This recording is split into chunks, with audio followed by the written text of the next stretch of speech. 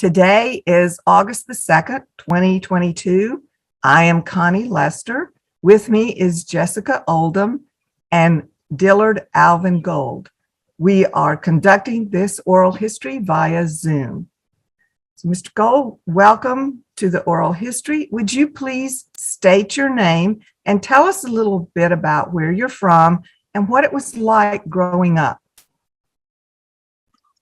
Okay. My name is Dillard Alvin Gould.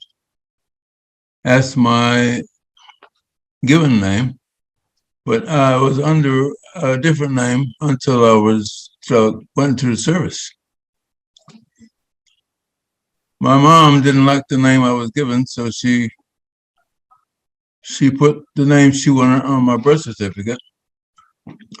And I didn't know about that until I went in the service when I was 17. You need my original name? If you want to give it to us, yes. My original name was Aloy Tossie. A-L-O-I-E. Tossie. Okay. And my mom didn't like that name, but it was given to me by my aunt. And she never changed it. She just put what she wanted on my birth certificate, which was my great-grandfather's name. His name was Dillard Gould. So I was surprised when I got to the service and I gave my birth certificate that it was different. So I went through school with that name. And when I tried to get my school records when I was in New Jersey, they had a hard time finding it. Yeah. So what was your childhood like? What was it like growing up in Oviedo? Growing up in Oviedo was, well, it wasn't easy. Mm-hmm. I had well, first of all, I didn't start school at 6 years old like most kids did. I started at 5. And that was a problem for me for a while because I think I was too young to be there. Mm-hmm. But my mom insisted that I go because I knew a lot of stuff. Apparently I didn't know enough. In later years, it caught up with me. I didn't get past the 8th grade.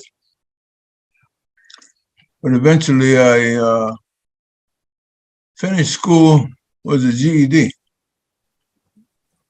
And I passed it the first time around, which was good. There's not much about my childhood, nothing dramatic about it or anything. I was just a kid that was always hungry. My mom worked every day and my dad wasn't around. What kind of work did your mother do? She was a farm worker. After that, she went to work for Henry Walcott on Lake Charm in Oviedo. She worked for them for 37 years.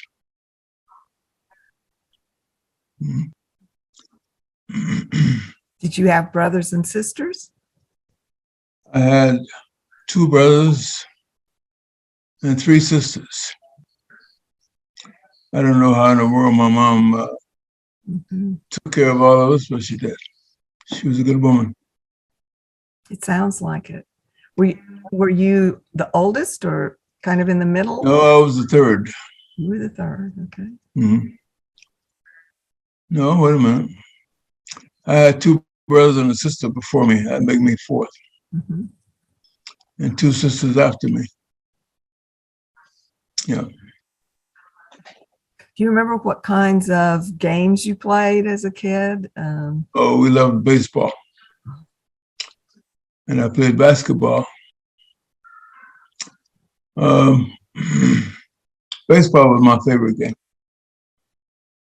What position did you play? Well, I was a center fielder. Were these baseball games in the neighborhood or did you play at school?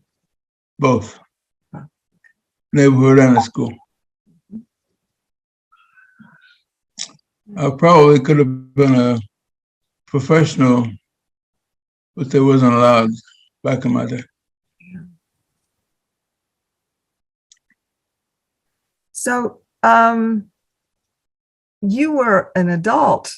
You as a child, integration hadn't come and the civil rights movement hadn't come. So you experienced integration as an adult. I'm assuming when you went into the Army. Can you tell me what that was like? Well, at first it was okay. I was the first one in my group to get a promotion. But after that,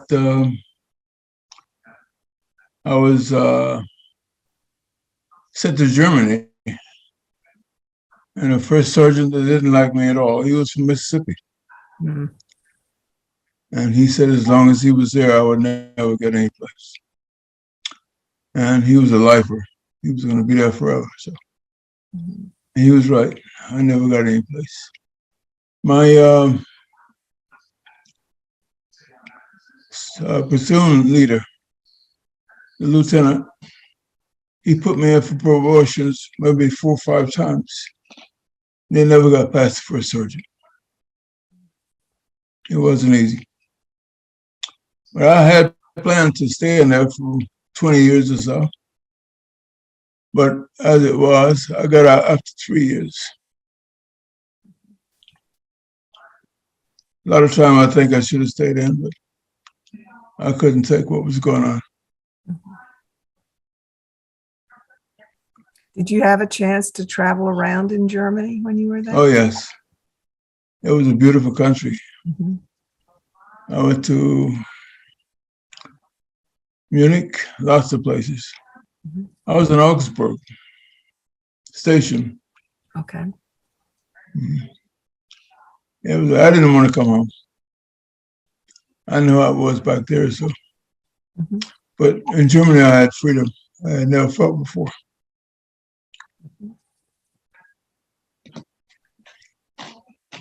So when you got out of the service, what kind of work did you do? Well, first I went to school. I got my GED, and I went to school, electronics school, Mm-hmm. and I got a job with AT&T, and I retired with them. Okay. Was it difficult to get a job with AT&T? Were they open? No, not at first. Okay. They hired me because they needed me to rescue them, I guess. Mm-hmm. They were fined by the government $6 million for doing what they were doing. They were hiring sisters and brothers and cousins and aunts for the people that were there. Mm-hmm. And they needed me to try to break that up.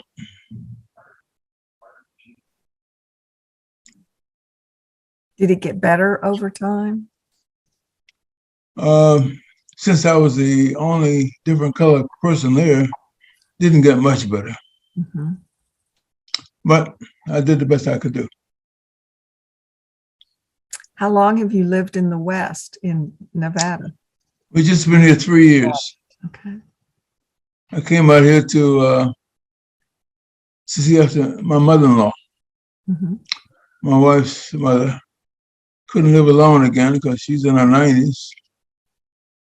So we came out to take her in, take care of her. Where did you live while you were working for AT&T? Well, I lived in New Jersey for 20 years. Mhm. Then I moved back to Florida, and I was there for the rest of the time I was at AT&T. Okay. Can you talk about the changes you've seen over time? How much change do you think there has been since you were? Well, I've seen a lot of good and a lot of not so good. Some of the changes were kind of fake changes, wasn't real changes. But they were verbal. Is there something you would like to say? A lot of students will look at this oral history. Is there something you would like to say to them because they were born so much later? Well, take everything as it is and try to live through it. That's all you can do. I don't think I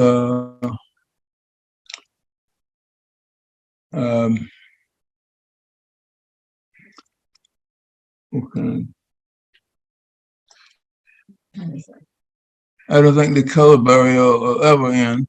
It's been there forever, so it's just the way it is.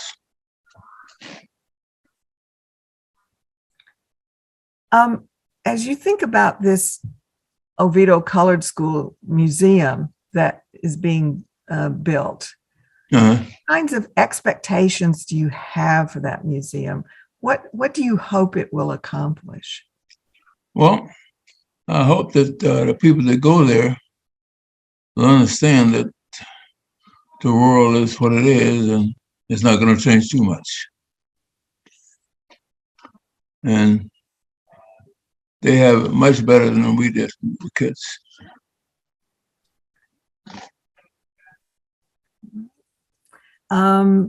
Is there anything you would like to tell us that we haven't talked about or that you would expand on what we've talked about earlier?